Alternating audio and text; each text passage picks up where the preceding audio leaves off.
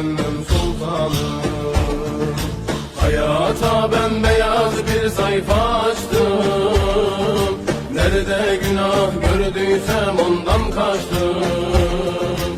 İnşallah bir daha yapmayacağım. Yaramı sarmaya geldim sultanım. Hayata bembeyaz bir sayfa açtım. Nerede günah gördüysem ondan kaçtım. İnşallah bir daha yapmayacağım. Yaramı sarmaya geldim sultanım.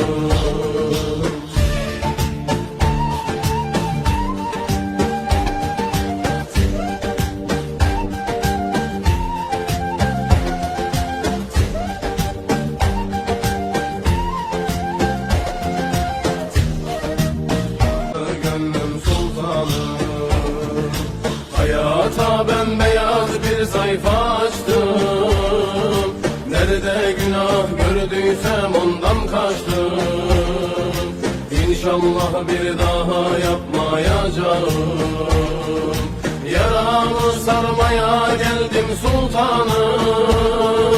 Hayata bembeyaz bir sayfa açtım. Nerede günah gördüysem ondan kaçtım. İnşallah bir daha yapmayacağım.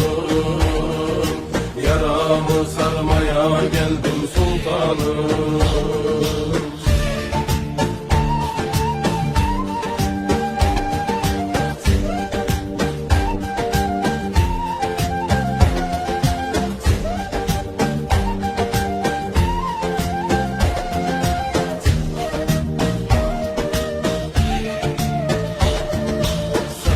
Geldim sultanım, ben buradayım. Nazaret kurbanım, inandırdayım. Ben senin aşkınla hep yanmaktayım. Tut elimden kaldır beni sultanım. Hayata bembeyaz bir sayfa açtım. Nerede günah gördüysem ondan kaçtım. İnşallah bir daha yapmayacağım. Yaramı sarmaya geldim sultanım. Hayata bembeyaz bir sayfa açtım. Nerede günah gördüysem ondan kaçtım. İnşallah bir daha yapmayacağım. Yaramı sarmaya geldim sultanım.